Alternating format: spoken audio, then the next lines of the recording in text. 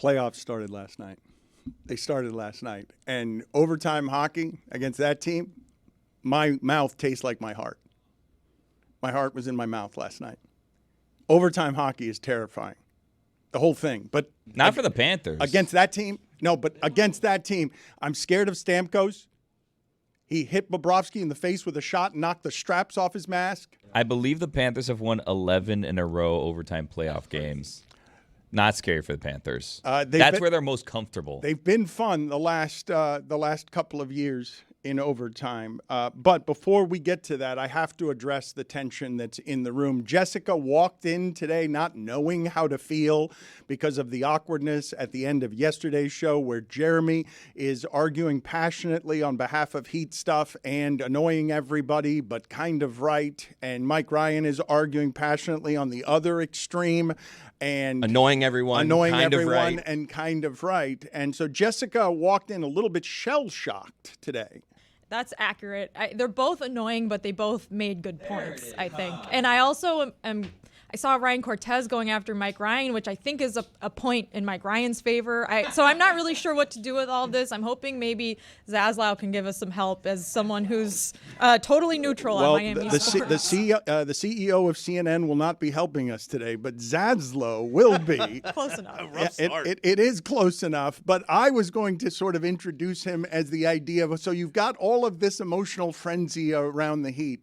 Let's bring in a voice of reason, one of the biggest Heat homers of my entire lifetime, one of the people who was born in the fire of I've loved the Heat since Eric Reed started broadcasting for them, and I'm grateful for the last 15 years of Heat basketball because they're your favorite thing. I should tell the audience that Zaslow is a radio legend in South Florida. And no one, I don't think, in radio down here is more closely associated with that team than he is. But you're not fair and reasonable about these things. How do you feel about Mike Ryan? Mike Ryan was getting attacked at the Panther game yesterday because he called Jimmy Butler washed. Jimmy Washer. Okay, that was worse. Freudian slip there from Dan. We know his stance now. Jimmy Butler is washed, and then he'd say to people, well, I said washed comparatively. Which is just he did. I saw it in the clip. Mean, but come on. But Cody also said you got to dynamite the team, and then he said dynamite it strategically, which is not the way you dynamite. It's not the way you dynamite a team. So who's right here, Zaz? Though we're one game in, I don't believe anyone's got the Heat having a real chance of any kind. I don't hear anybody anymore saying for a second that, something can be figured out here so that the Miami Heat can win this series. Most people do not believe the Heat will win a single game. Well, that's not. I can tell you, I'm guaranteeing you right now, they will not get swept. All right? Put that down. I'll go on the record. They are not getting swept. Put it down. Put it down. Mark it down. Mark it down. That's on the record. On the record. He didn't go off the record there. On the record. Sometimes you got to go on the record. I am on the record. They are not getting swept. Now, I did put out on Twitter, because, you got to go on the record, and I put out my picks. I did have the Heat winning in 4, all right? That's obviously out the window. Do with that what you will. But they're not going to get swept this series. I'm very down on Mike Ryan. I got to be honest.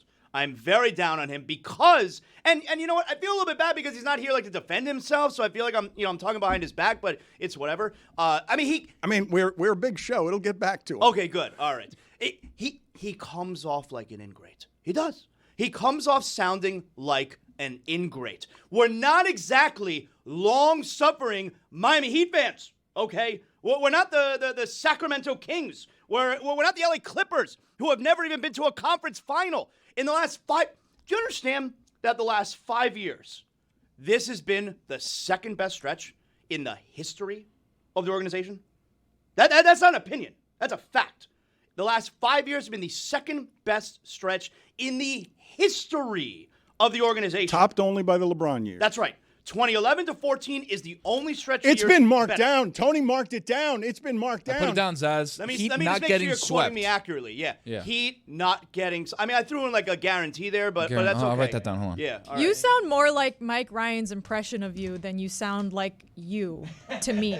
Is this the first time that I've been here that she's been here too?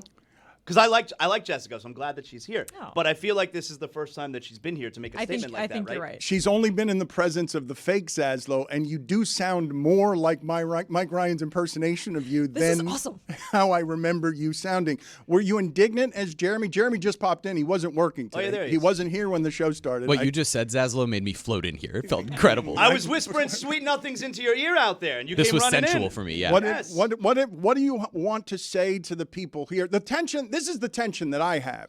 And you guys have to understand the homerism that we're talking about in Zaslow. Zaslow just saw that Paul Pierce is on the show today, and just please. like Mike Ryan, he said, I'm boycotting that. I'm not doing that. He's thrilled to be on the show with us. Billy, what are you laughing We at? have a bunch of cowards, let's say. I needed help. A bunch of people that talk bad about Paul Pierce, and as soon as Paul's around, no one wants to talk to him. I mean, I don't. Yeah, why would I want to talk to him? I'll never talk Legend to him. of the game, NBA champion. No. Tony, those are solid. You He's did not that. a Tony, legend of the you've game. never He been was so on Stars efficient on with your Mars. words. No. I don't know what time he's coming on. I know I will not be in here Why not? because I have no interest in ever talking to him. There Why? is no scenario in my life that I would talk to Paul Pierce. It is what it is. What if you truth. were dying and you needed him to live? He doesn't have family members? Where do I come into the picture if he's dying? Where's your family and friends? No, you're dying. You're me. dying, And here. he You're can help. dying. You Yeah. need help. You fell in you're a at the well. bottom of a well. We're somehow in like 1850s America. You fell into a well. And it's on Paul Pierce's property. Baby's I mean, I would yell to him, go get help. Go get help. Well, then you Not talk you. to him. Go get help. You'd rather die than have him save your life. I would. I have nothing to do with Paul Pierce. Get the heck out of Zaz, are we locked in here? Can you just double check my work here? Let me see. Heat not getting swept, guaranteed. I Yeah, needed that's help. good enough. As you can see, the Yeah. other guaranteed is spelled differently. Or Okay. spelled with a different Tony say announced, handwriting. Yeah. Jeremy, help me with that. I have have trouble with that a one. difficulty That's with on the record right there. I have There it difficulty is. with the word guaranteed. Yeah. Spelling it. So I had Jess help me. We're good, man. I feel good about that. No, That's a lame rallying call. We're not going to get swept, I guarantee. it. okay, but that's only because everybody thinks we're gonna lose by 30. I mean, Kendrick Perkins the other day. I'm beefing with Kendrick Perkins, by the way. Kendrick Perkins the other day goes on television. If the Heat shoot 100% from the field and 100% from three, they're still getting swept. By the way, that's redundant because if you're 100% from the field, you're also 100% from three. Got to point that out. Everybody thinks the Heat are getting swept. So yeah, you know what? I'm gonna come back and say I guarantee you they're not gonna get swept. Okay, this is where I need everyone to settle down, though, because he comes in aggressively and he can do Stugatz better than Stugatz because Zaslow still cares. And he can bring substantive passion to what we're doing. But this is the tension that I have that's a very real one for me, and I now say it legitimately walking the streets because some people who love the Heat and have loved them for a long time have used this show to follow the Heat for a long time and have certain expectations for it locally. And they get mad at me that, A, the show goes as negative as it does on the stubborn entitlement of we deserve better than this when not many have had better than this. Totally. But also, and this part is a problem for me, because the national audience is good and sick of how much we talk about the Heat. We do it about 50 times more than we should as a national show. And here's the other problem I run into. Those local Heat fans expect me to not platform Brian Scalabrine the way I don't expect Cam and Mace to platform O.J. Simpson. They do. They're doing that to me on Brian Scalabrine and Paul Pierce, for that matter. Why are you bringing on the enemy? I guarantee you they won't have him on again. Not rest in peace, Dan, but damn. Rest in something. I'm saying the idea of not platforming Scalabrine because he's a Celtic who calls the Heat dirty, that's an unreasonable standard that you're trying to set for me, Miami, that I will not have set for me. I mean, we did bring on a local regional broadcaster for one of the teams in this Heat Celtics series, and it was the one who said Spo called for a code red. Like that's what we're deciding But to do. Zaslow's here today for a whole show.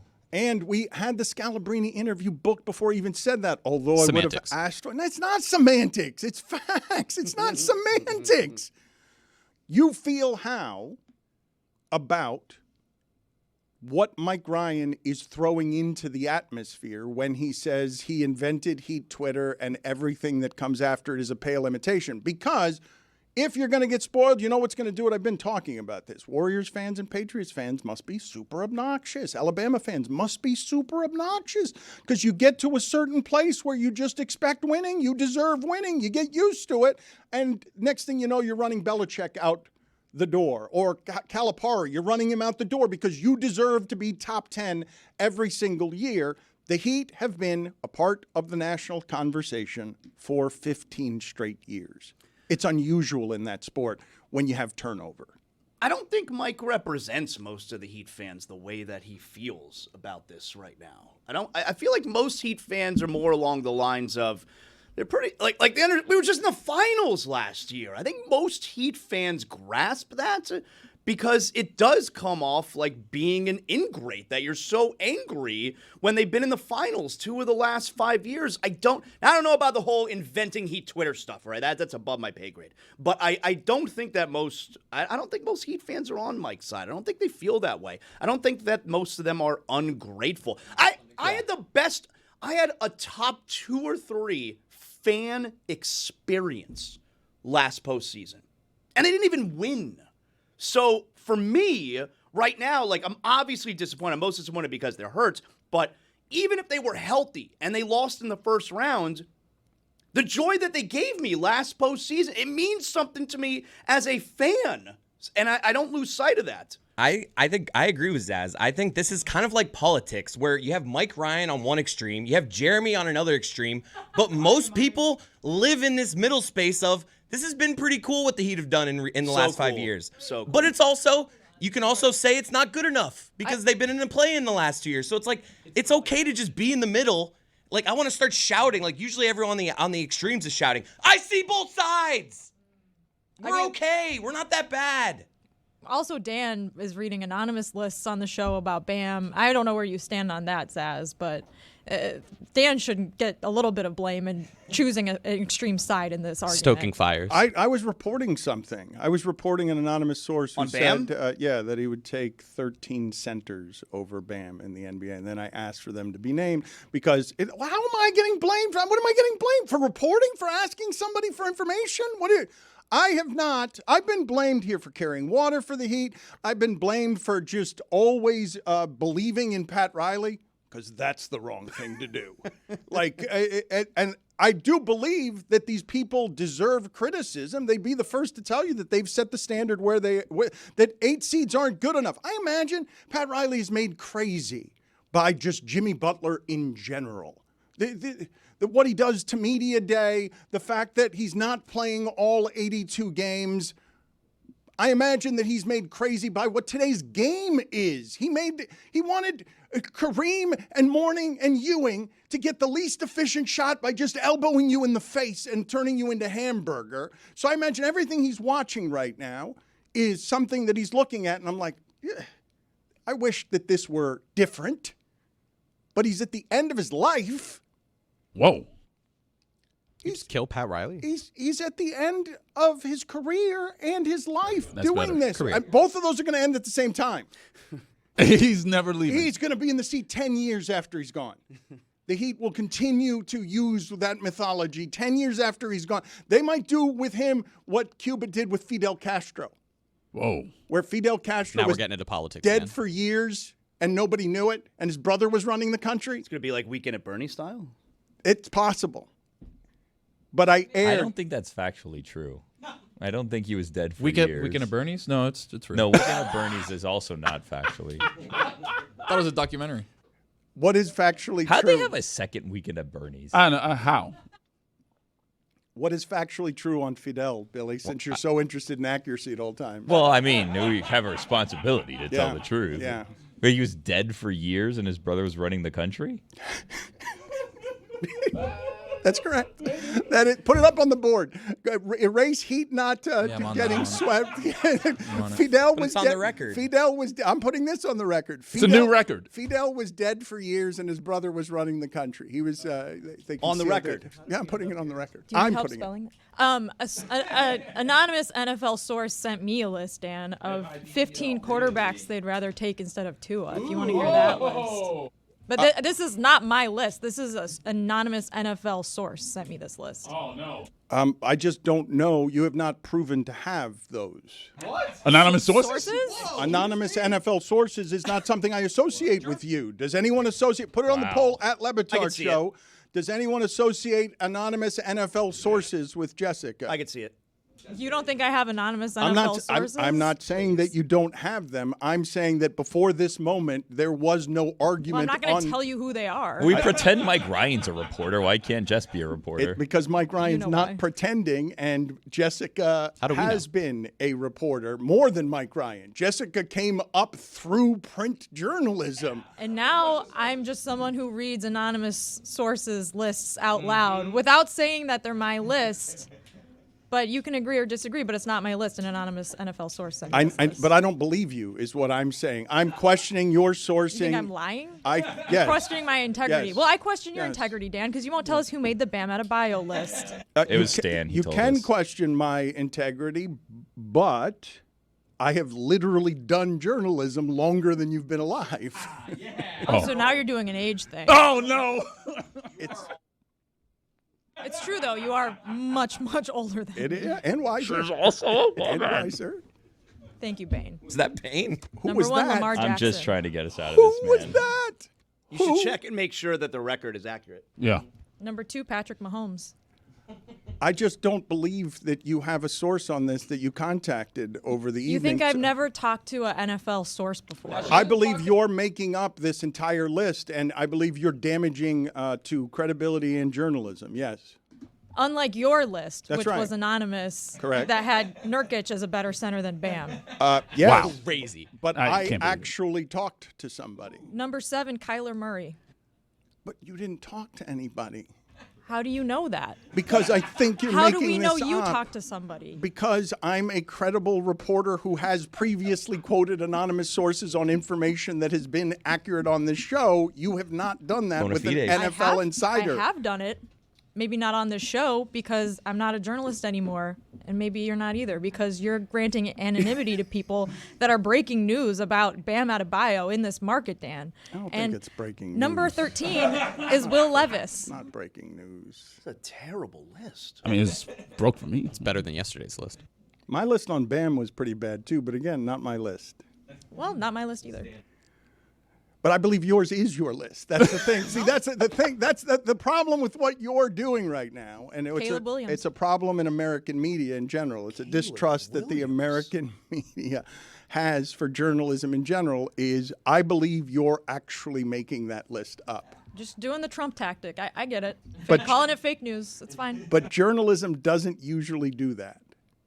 That's not something that actually happens within It's journalism. a good defense mechanism. It's almost working.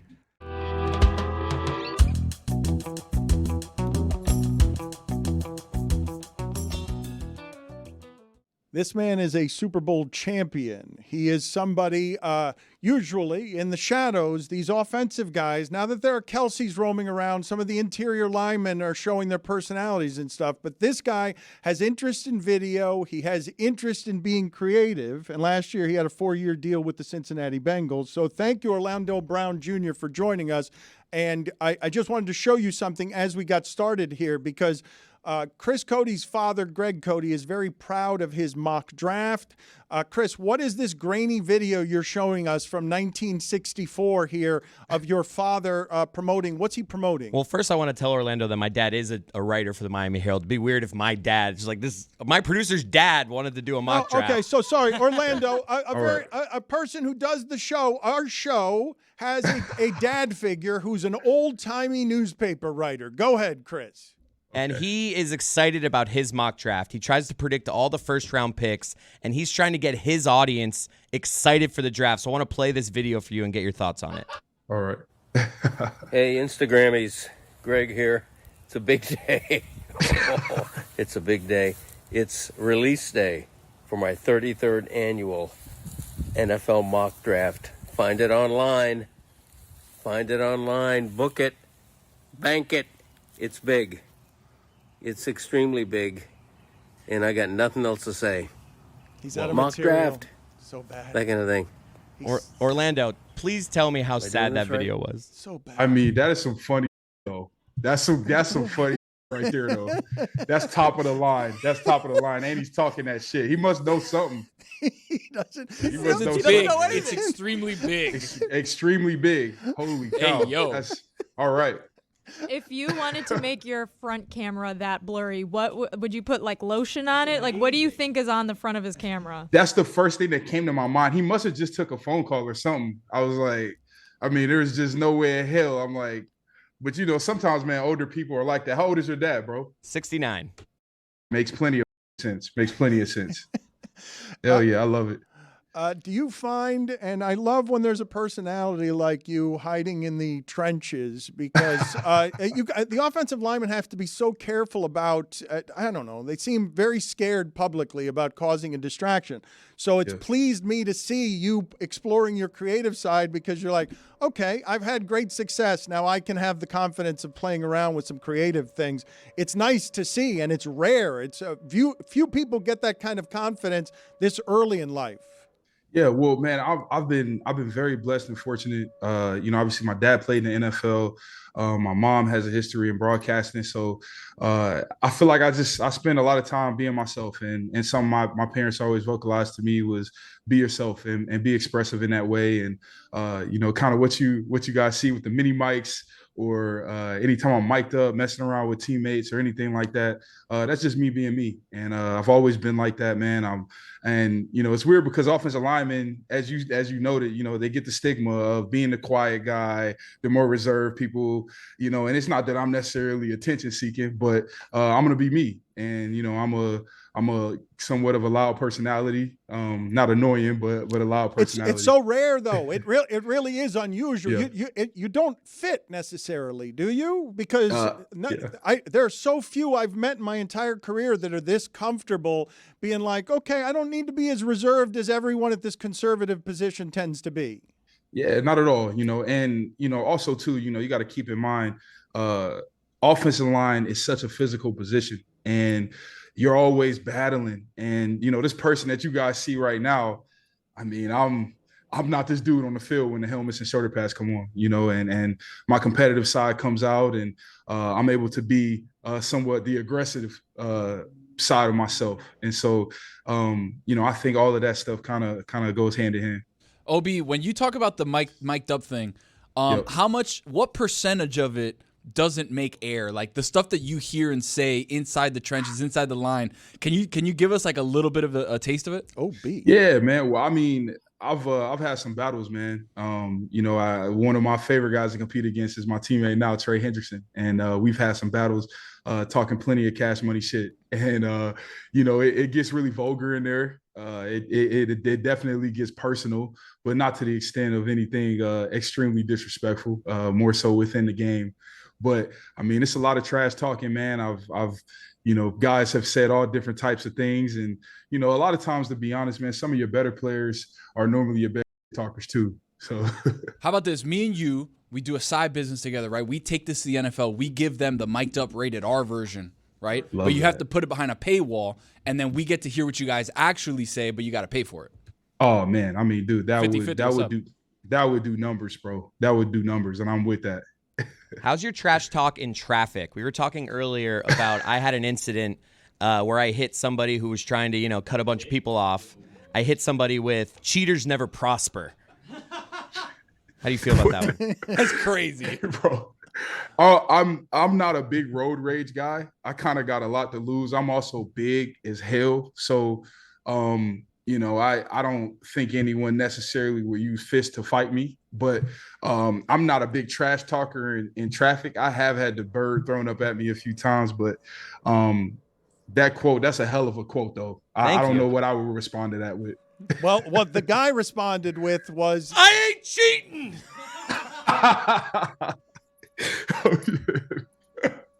That's funny. So what do you do when people kind of start something with you because you're so big? And that is probably one of the most rare of occasions, man. I don't think anybody has done any stupid like that since maybe I was like 13 years old. I don't like a very, very, very rare situation where someone is going to approach me in that manner. I really, in my adult life, even in college, they'd be a fool playing. Have you ever had a situation where you're in a spot where there's an altercation, you're sitting, so you don't do anything aggressive, but just to give the idea of your size, you just simply stand up and it all ends right there? I I'm I don't I can't think of anything off the top of my head. You know, I can't really think of anything off the top of my head, but I think I'm definitely somewhat normal looking. You know, sometimes you see bigger people and they're kind of funny looking. You know what I mean? Like something's up. I don't know, like a funny feature, nose, ears, eyes, face looks weird. I somewhat look normal. You know what I mean? So I think a lot of times what happens to me is, you know, people see me sitting down and then I stand up and they're like, holy, like you're way bigger than I thought you were. That's always the response, I would imagine. I don't think anyone has any idea the size and strength of what has to be out there to win a championship. I don't think the average human being. Can you articulate it to them? Yeah, just in terms of size, like where well, when it comes to you, the thing that I'm amazed by with everything you guys do is I don't know what someone like you, your build, what you find strong. Like when you're up against somebody, I would imagine when I'm watching football and I see Myles Garrett, I'm like, that person's just stronger than everyone he's playing against. Yeah, he's a very strong individual. You know, a lot of times for me myself, man, I'm a big dude and I pack a big punch. I'm heavy as hell. You know, I do a good job creating leverage with my hands and my hand and arm angles and things like that. But, you know, there are guys, man, and there are times where, I mean, a guy like Myles Garrett is incredibly strong. And, you know, that's more so his functional strength, you know, his ability to bend in the ankles, the knees, the hips, and create leverage through that type of movement and explosion. So, I mean, man, it's very football, especially offensive line, offensive tackle is a very, very difficult position to play, period. But, man, every now and again, you run up against those freak athletes, man. And, you know, guys like Myles Garrett, I mean, incredibly strong football player. Draft day is tomorrow. You were drafted. How stressful is that for someone who's in the process of being drafted? Man, very stressful, man. You know, for me, man, like it's always so weird because for so long, you've been on the team. You know, I was in college for 4 years, in high school, and you know, it's like that transition to the pros. You know, is somewhat a little bit strange because it's a lot of uncontrollables and it's a lot that you don't know that's going to happen. Or, you know, I was told I was going to be a top 100 pick. I could go anywhere between 20 and 100, you know what I mean? But that's a lot of picks and that's also 2 different days. So, you know, it's a lot of uncertainty, you know what I mean? That kind of comes with it, man. It's extremely stressful in the weirdest way, but everything goes away, man, when you get that call. I remember getting that call from the Baltimore Ravens and, you know, seeing that 410 area code come up, man, and Ozzie Newsome on the other line. I mean, at that point, man, nothing else mattered, man. I was just happy to have the opportunity. If you're a draft prospect, are you memorizing area codes so you know as soon as it pops up on your phone who it is? Hell yeah. I got a call from Lincoln Riley. Coach Riley called me in the middle of like day 2. And I can't remember, maybe he had just spoke to a team or something. And he called me and I remember like, cause I had stepped away from the TV. It probably was, man, late second round at this time. And my phone was facing down and I was like, who is it? It's like Coach Riley. I'm like, damn, what the hell does he want? And not today, you know, Lincoln. Yeah, exactly. So, but yeah, no, I kind of tried to keep up with the area codes everywhere. There's this story of former player Larry Izzo having to use the bathroom, but he couldn't leave the field, so he had to poop in a bucket. And because he pooped in a bucket, he was able to stay on the field and again got a game ball for that. Have you ever witnessed something happening like that? From Belichick, a game ball. Excellent question, Roy. Have you ever witnessed someone on the sidelines? I've never seen on the sideline. I've seen someone themselves. I've seen somebody take on a double team themselves. But thank God, I guess we didn't have white pants on. But who I can't. Who? Not name dropping. No name. No name dropping. No name. But you know who you are, and you know yourself. That's just plainly put. Can I get from you, I don't know if I push it, when you say that there are some guys who are talkers, because I believe that you would find stimulating the challenge of ad lib. If I made you put together a top 5 list right now of guys that you had to rank in order, talkers that you've faced against, even though you're not much talker, you say they tend to be the best players. Can you put that list together for me? Would you give me 5 names in reverse order? Yeah, I'll try to give you the best in order. Jadeveon Clowney, Melvin. Hold on. Yes, that's number 5. Jadeveon Clowney. Do you have a memorable back and forth with him? He seems like a terribly menacing man. Yeah, he is very menacing, man. We have a lot of competitive battles, but it's just a lot of talking out there. He's a great athlete. He knows he's a really good player, and he got a great feel for the game too, man. He's got a great IQ. So, everything is, I guess you could say he's playing chess with his shit talking, but he's really good at what he does. Okay, but he doesn't seem, I'd not heard before that, and this is a strong list if you're starting with him at number 5. I'd not heard before that he was strong here. He seemed like the quiet type. He tells you how good he is. Yeah. He's gonna talk a little. You know what I mean? Like he might, take a little shot here and there, all for fun and games within the game, man. But he's a guy, man, I love competing against. He's gonna talk a little trash. Number 4. Travis Kelce. I gotta put T. Kelce in there, man. T. Kelce's gonna talk that now, and he's gonna do his job at a high level. He's gonna let you know that he's doing his job. I probably should have him higher on my list, but I'm gonna leave him at 4 now. He's a baller now. I've seen him do some funny stuff. A good list. Say some funny stuff. All right, number 3. Number 3, I'm gonna go with Melvin Ingram.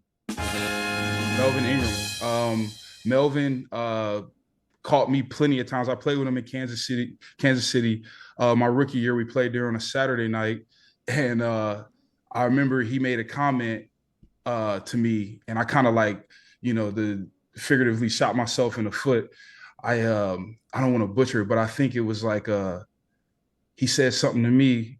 He said something to me like, "You sorry as hell," and I was like, "You sorry as hell too." And he's like, "You admitted that you sorry." And I was got like, your "Oh ass there." shit!" Like, all right, Yeah, you got you. all right. You too then. You really got checkmated there. Yeah, You did admit you were sorry. Yeah. Oh yeah. But he's on my list. He's a dog. Number two, Brandon Graham, Philadelphia. Hey, everybody knows BG gonna talk that trash, man. He's a great football player. I mean, he's a ton of respect just around the league. But I had a joint practices against him my second year up there in Philadelphia, and then I played him my third year. Played him in the Super Bowl. Lot of talking between me and BG, man. Just a lot of back and forth, but it's all fun and games within the game, man. I got a lot of respect for him. And finally, number 1. I got to go with my man Trey Hendrickson, man. It's just shit. Hey, it's just it's a dogfight. If I imagine if Rocky Marciano talked, it'd be how Trey Hendrickson does it. I don't know what that means, but there you go. It sounds good though. White guy talking. Exactly. There we go. You're an ambassador for the Juvenile Diabetes Research Foundation. This is something that means something to you. I'm sure our audience fell in love with you. To learn more and help support the worldwide effort to end type 1 diabetes, you want to go, what is the website that you want people to go to? What is it that you want them to do? Visit jdrf.org, man.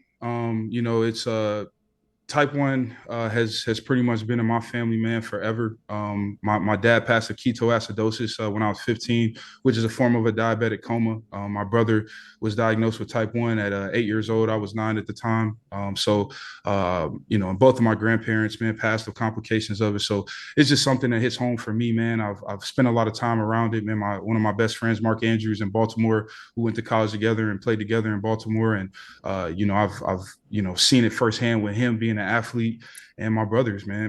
And so, it's a cause that hits home for me, man. And continuing to, fight to make things more affordable for diabetics, whether that be pumps, insulin, whatever it may be.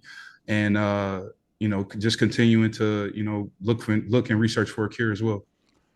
Do not let them alter you with their conservative ways, sir. Thank you for being on the show with us. Travis Kelce said that when you left Kansas City, he said, quote, it hurts my soul, man. It hurts my soul. It's like watching your best friend just turn evil on you. Yeah. You're somebody that he loves and loved, but now you're on the other team, so you got to go away. Thank you, sir. Yeah. Yes, sir. I appreciate you guys. Thank you.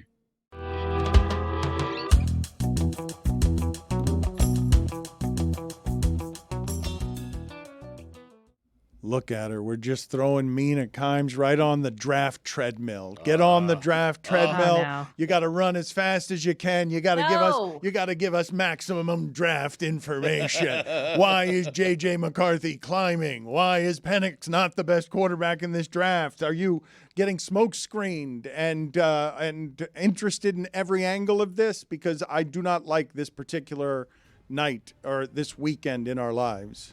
Why do you not like it? Oh, my God. Oh, I'm morally against all drafts on account of... Mina, he covered the draft and took a sabbatical for 6 months right after covering the draft. The commerce of it makes me sad. The limits and the celebration of a system that keeps costs down. It makes me sad. I know. I agree that the draft truly offends my sense, my moral belief that people should be paid what they're worth. And that's a drive into deep left field by Castellanos. Let's talk about the draft. Ask me anything. Go ahead, guys. Have at it. She's a draft expert and she eats this stuff up. McCarthy, why are we everybody getting high on their own supply of JJ McCarthy? We saw him get hit the entire season, Mina. I think that it's debatable whether they were hiding him versus whether they were, and by they I mean, of course, Jim Harbaugh and Michigan playing in a way that worked, obviously. They were also playing with a lead a lot, so there wasn't a reason in a lot of games for him to throw them out of trouble. Teams like him because a couple reasons. Teams love the unknown, right? So there's a small sample size, so you can project anything you want onto JJ McCarthy. He is a perfect canvas upon which NFL GMs can paint their fantasies, but he also has some pretty good traits: accuracy, athleticism. I think he's smart. Would I take him in the top 3? No, and I don't think he'll go in the top 3. A lot of times people do deep dives, they grind tape. I know you've been grinding tape, and there's a lot of good tape out there. Who's someone that's being talked about as a first-round talent that you can see the metrics and the promise, but the tape actually doesn't support this? Ooh, I am a little bit apprehensive of Xavier Worthy, who is the receiver who broke the 40 record out of Texas, who is being talked about as going in the first round because of his speed. But when you put on the tape, I don't really see him as a first-round receiver. I also have concerns about his size. He looks small on tape. He plays small. But I think that speed is going to be very alluring to certain NFL teams. Mina, who is the best player in this year's draft? I think it's Marvin Harrison Jr.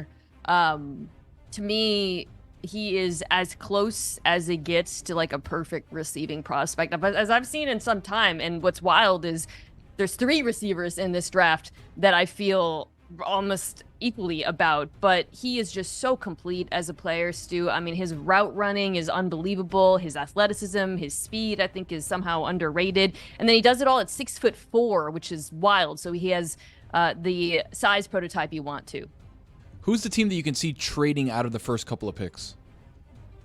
The first couple of picks, Yeah. I don't think either team will. Really? I'm saying first couple as in the first 5, let's say, because I know the first 32. Let's say the Patriots have been taking calls. I know Arizona's on the clock. Okay, the first few picks. Okay, Please, yeah. give me more. Yes, please. Sorry, I didn't mean first to couple be, of picks. Where there's going to be a trade. Good First question. 4 picks, 5 picks, 6 picks. Dan, your a few. enthusiasm is palpable. I think that 5, it's 4 or 5. I think Patriots stick at 3 and take a quarterback. So you're looking at 4 or 5 as the JJ McCarthy destinations. You got 2 teams in Arizona and LA that have a ton of needs on their roster. So I think both are probably taking a lot of calls. At this point, it feels like Arizona's going to stick and take Harrison Jr. because they do have that extra first rounder and a third. And so LA is the team that I would look to as a trade down for a team that wants to jump the Giants to get McCarthy. Mina, just out of curiosity, when you say take calls, like, are they still doing it that way, or are they texting? Yeah. Because I don't feel like anyone's taking calls anymore. I thought you had a question. Dude, the NFL and their like obsession with secrecy, there's no way they're texting. And there was a video actually from last year's draft of Monty Osifort, who is the Cardinals' new GM, actually working the phones, like literally on the phone, taking calls to do the trade with the Texans. But Mina, the last time you were on with us, you were telling us, never mind Harrison, you were saying this is the best crop of receivers that you had ever seen. Look at you. Yeah, I believe that. I think at least 5 go in the first round. The question will be how many after Brian Thomas and Adonai Mitchell, whether there are other receivers that sneak into the bottom of the first round. The Chiefs at 32 are a team, a lot of folks, myself included, the Ravens, the Niners, they're all picking at the bottom.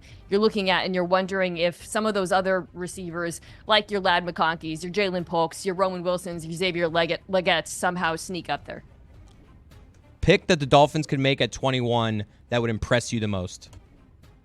Ooh, if somehow, I don't think he will be, but if Troy Fautanu out of UW is there, that would be amazing. Amarius Mims, Troy is offensive tackle. A lot of people play guard in the NFL. Mims is a tackle who didn't play a lot at Georgia, but was exceptional. Basically, any of the top, I would say 10 or so nine offensive linemen, that's how many are probably going to go in this draft, I think would be good picks. But don't sleep on the interior of the defensive line. If somehow Byron Murphy Jr., I don't think he will be, out of Texas, is still there at 21, I would take him over the offensive lineman. Earlier this week, Greg Cody speculated the Dolphins may trade out of the first round, and we're doing a draft watch along through the Dolphins pick. Are we going to have to stay watching with the Dolphins not making a pick in the first round? I mean, you don't have to. I do think, though, if they trade down, there's a good chance it would be with one of the teams picking near the top of the second. And so you would want to trade to see who comes off of the board so that you know who's going to be available to you in the second round. Front offices and the analytics community have fallen in love with the off-ball linebacker, but it's typically a position where you find a lot of value. Will we see a sea change and people start reaching for off-ball linebackers in this draft? Sea change. No. This is a really, really not great linebacker or running back draft. But linebacker in particular, I think maybe one will go in the second round. I would be surprised because, it's not a great class. And then so few linebackers have succeeded quickly in the NFL. I mean, everybody loves the Lions draft last year, but I would say their other pick, not Jahmyr Gibbs, but Jack Campbell, struggled year one. And that's been the case with most linebackers taken in the first couple rounds over the last few years. Mina, if you owned an NFL team, I'm wondering who does this the best. Who would you select to do your drafting? I think Eric DaCosta at the Ravens has done a phenomenal job following Ozzie Newsome, who was one of the best drafting GMs in recent NFL history. So, yeah, he would be my pick. Baltimore, organizationally, you can make an argument for them. Yeah. If not for the Patriots, they would have dominated the sport in an unusual way. Yeah, I mean, I thought John Harbaugh, pardon me, it's going to be a thing, should have been in. I considered him as a Coach of the Year candidate last season. I think everything that they've done has been so smart, the way that they've managed their roster. But they're challenged, though. A huge exodus of coaching talent defensively. Seattle, we have their former defensive coordinator, but you've got coaches leaving. You've got players leaving on defense. You got to replace half the offensive line. So they have to nail this draft. Mina, best name in the draft. If I go Chop Robinson, is there one better than Chop Robinson? Wow. There's Kool-Aid McKinstry, who I feel like Kool-Aid? Kool-Aid's pretty good. Pretty good. There's a receiver from Pitt named Bub Means. I feel like Kool-Aid has to get a draft bump purely because his name is Kool-Aid. The funny thing about Chop Robinson is he doesn't really have a chop move, and he's a pass rusher. He should, right? Okay, well, yeah. Maybe we could teach him one beyond his nickname. Chop and swim over. doesn't have a super swim developed move, set though. of pass rush moves. So I feel like he's not really living up to his nickname. Setting the quarterbacks aside for a second, which player in the NFL draft, depending on the team that they land on, can make the biggest impact day one? I'm not saying the best player, but the most impactful to a team's chances. I mean, I think all three of those receivers are going to be studs. I think they're all going to be productive from the jump, in part because you guys, Dan, sort of going off of what we've been talking about with receivers, rookie receivers just make an impact so often now. This is something we've seen now, right, for a few years. It's not like the linebacker position where it takes them a second to reach their potential. We see them come in and be productive immediately, and I would be shocked if any of the top three aren't immediately stars in the NFL, to be honest. Mina, just away from the draft from a second, is the quarterback room of Jarrett Stidham, Ben DiNucci, and Zach Wilson the worst quarterback room in the history of the NFL? Well, the history of the NFL? Yeah. What was their quarterback room like the COVID year when that Kendall Hinton No, played? Mina, that's his move. He just says in the history of the NFL and then expects you to remember all of it. He can Yes. just do Come on, that. Mina. I mean, come on. Mina, that's an exasperation to you. He just gives you all of history and then comes up with you actually get literal on it. It's a really bad room, though. It is a bad room. He just wanted to. He didn't even really. I just wanted to say it. He didn't even really have a question there, Mina. He just wanted to tell you that was the quarterback room. Okay, I think it is definitely up there. Stu, let me flip it on you. Which Yes. one do you think is worse? No, this is the worst one ever. There you go. See, there is no worse. Mina, you can't win this game. You will always be an amateur in his game. He was just going. Weren't you giving me some stats, Stugatz, that the worst quarterbacks of the last 25 years? Who started 30 games over their first 3 years? 3 of the 5 are New York Jets.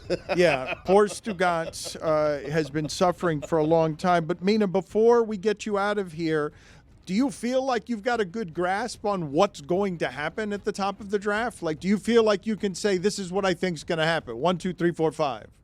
I think 1, 2, 3, yes. I do think it is going to go Williams, Daniels, May. I think the question is what you asked at the top is who comes up for J.J. McCarthy. But, and this is a crucial kind of unknown, and I really haven't seen a lot of certainty around this at all, whether or not a team does come up, the Vikings, the Broncos, the Raiders, probably not the Raiders, but also is predicated on whether the Giants like J.J. McCarthy. And there has been really not a lot of information about whether they would actually take McCarthy if he was available to them at 6, because if not, then what's the point of trading above him? So that to me is the biggest unknown. I don't have a good feel for it because I don't know what New York is going to do. 30 seconds or less, the Tom Brady Netflix roast. I saw Tom Brady post something about how like young kids today are too obsessed with their branding. I feel like that's setting himself up for the roast because he's so like that's him standing under the hoop, the TB12 branded hoop. It's so obviously easy to dunk on him for that. He's right. Mina, good seeing you. I'm sorry if we scared you and spooked you with our music. You're going to dork out on this draft, aren't you? You're going to be I am goof. so excited for this draft, Dan. Get excited, Dan. Come on. Set aside your morals.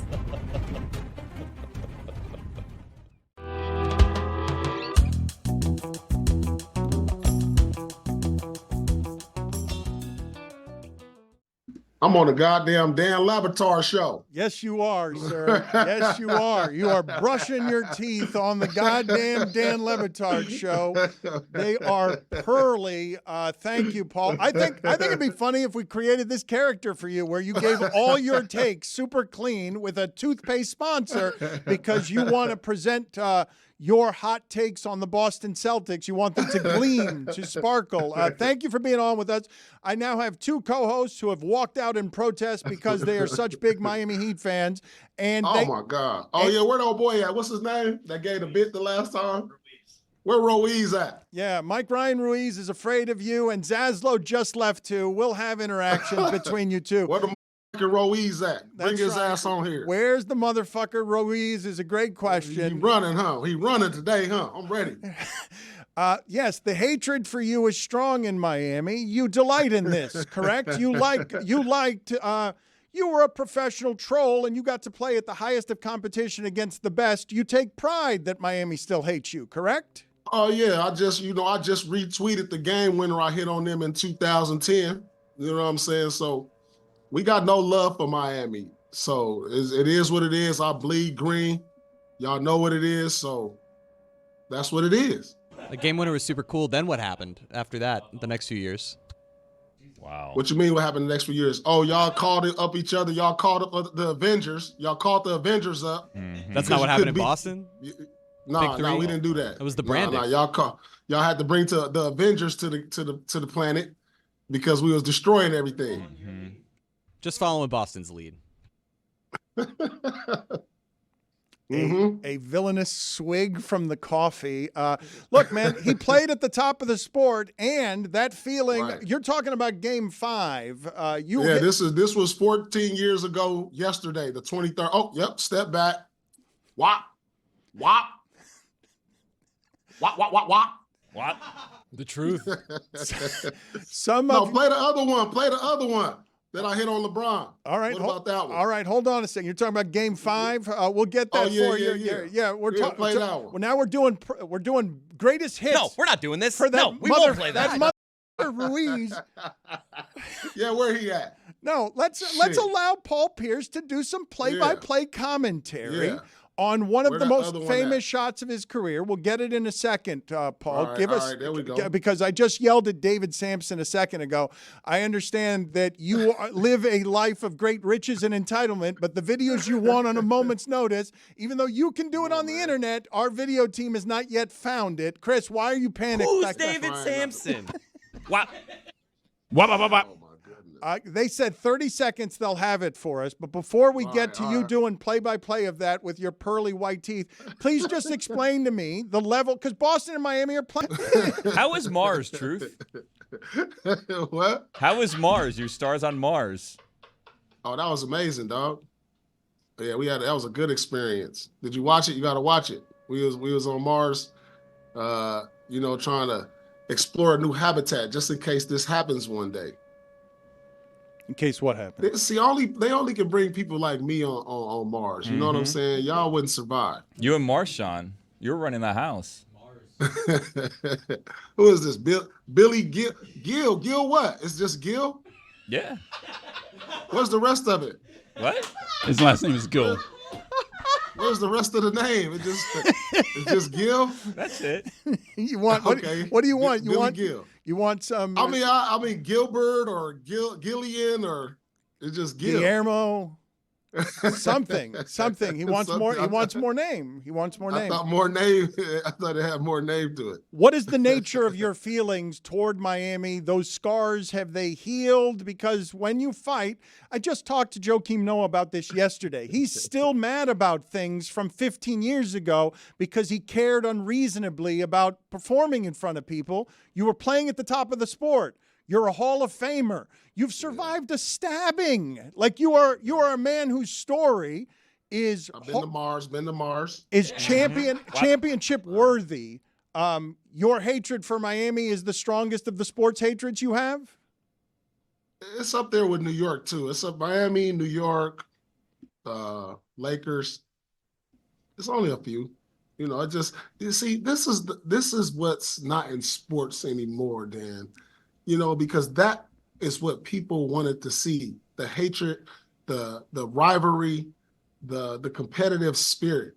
And, I just don't see that no more. Like, guys, there's no way I would knock Wade or LeBron down or then grab their hand and pick them up. Now everybody is hugs after the game. And I'm not saying I hate them, but it's just all in the spirit of the game. Like, if I saw them out in public, it'd be like, oh man, it's respect. Like when we go to the All-Star game, I'm shaking their hands and I'm giving them love, but like in the spirit of the game, in the spirit of competition and of rivalry, that's just what it was when we was on the court. But you sound like an old head, and you haven't shaken hands with Udonis. Like, I don't mean to make it about the smallest of things, but you guys, if Udonis, what is this happening? Oh, look, now Ruiz is here. Hey, Wait a minute. Now, Oh, is that Ruiz right there? Yeah. That's him? Yeah. Yes, that's Ruiz. You can argue with Ruiz. You guys. You got to brush off, Dano. I feel like it's that vaccine and bring it on. Hey, bro, you're not doing it right. Yeah. I ain't backing down, Paul. I ain't backing. doing You it calling right. me out? Yeah, I'm You calling me you out? I'm not in Yeah. there once. You're familiar with the number 1, right? It's the only title you've ever won. One. Bro, you know what number 1 stands for? Down 1 right now. Miami versus Boston. 0-1. Wow. Flat track 0-1. bully. I'm sure you celebrate your pre-LeBron series win over Miami too. You're a big disappointment, Paul Pierce. I'm only upset right now that I don't get to do this in person, Paul Pierce. Hey, how disappointed is it to be a Miami fan right now? Brother, actually, you make a really great point. How disappointed is it to be a play-in team every year and hope that Jimmy Butler somehow has put his Superman cape on and hopefully carry y'all to the finals? How disappointed is that? How is that? Just hope. You guys have hope. That's it. Well, I mean, Paul, they also have Eastern Conference championships because they beat. No, we don't wait. I don't want to hear no goddamn Eastern Conference championship. Nobody Oh, care really? about that. You don't want to hear about Eastern Conference championships? You want to hear about 3 rings? We don't talk about Eastern Conference championships in Boston because we want to put that up. We probably got about 30 of those. Yeah. But we don't raise those banners in Boston, homie. We only raise championships. You got The only banners that you got, Paul, are when people used to wear belts around their socks. You got no champion. Yes, you don't raise Eastern Conference championship banners because in my lifetime, what do you got? 3? How long you been alive? How long you been alive? How many Celtics championships have you seen? Hey, man, you need to line up your wannabe Travis Kelce beard up. Come on, dog. You need to line it up, bro. Hey, line that wannabe Travis Kelce. Go get his barber so he can get you right. Paul, did he invent the fade? I did. See, pull your hat off. Let me see what you got going on, dog. Oh, boy. No. Wait a second. Wait a second. I think you and I see the same colorist, by the way, Paul. I'm looking at that. That is suspiciously dark, Paul Pierce. Y'all crazy, man. Keep ducking me. No, I ain't ducking you. As a matter of fact, Keep ducking me, Paul. Yeah, look at that. Let me see what y'all arena look like. Are you serious? Let me see. Are you what a picture of serious? y'all Are you arena taking look credit like. for the 1947? Hey, man, listen. You History beat is the history. Acme Packers. What are you Show talking some about? respect for the forefathers. Show some respect for the history of the game. Show some respect to the pioneers of the game of basketball. Yeah. Our arena's LEED certified, I'll have you know. Nah, man, nah. You've been alive for 1 championship. Now, granted, you were on that championship team. I watched Boston versus Celtics growing up in LA. You watch I Boston wanna hear versus that, the yeah. Celtics. Just because you hey, listen, dog. Hey, that's not gonna work, bro. You can't be like me. You gotta have a small one, first of all. Okay. The small one. That And is a it got built-in toothpaste in it. You just brushing yours. All right, You ain't got this was an the new one. excellent brush off. Look, I'm here for this as weekly episodes. If you guys want to do a brush off, I'm here for it. Check out new episodes of The Truth Lounge with Paul Pierce every Friday on the Draft Krings Network and at all the Smoke Productions on YouTube. You got anything else, motherfucking Ruiz, or you done? Yeah, get motherfucking Ruiz up out of here. They down 0-1. They're about to go down 0-2 tonight, and your season gonna be over in the next 4 days. I only pay Man, attention what- to hockey, Paul Pierce, and that's the truth. Oh, I dropped mine. Damn. This is the Dan Lebatard Show with the Stugatz Podcast.